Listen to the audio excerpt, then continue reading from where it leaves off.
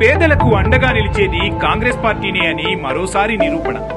పేదలకు సొంతింటి కలను నిజం చేసి చూపిస్తున్న కాంగ్రెస్ సర్కార్ 2004 నుండి 2014 మధ్యకాలంలో కాంగ్రెస్ హయాంలో రాష్ట్రంలో 22 లక్షల ఇళ్ల మంజూరు.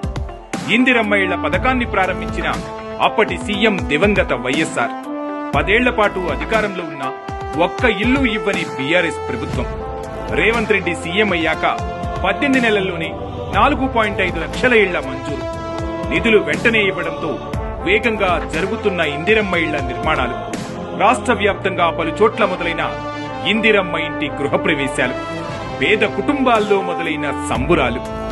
సొంతింటి కలను నిజం చేసి పేదలకు అండగా నిలిచిన కాంగ్రెస్ ప్రభుత్వం, దేశంలో పేదలకు అత్యధికంగా ఇళ్లిచ్చిన రికార్డు సొంతం చేసుకున్న కాంగ్రెస్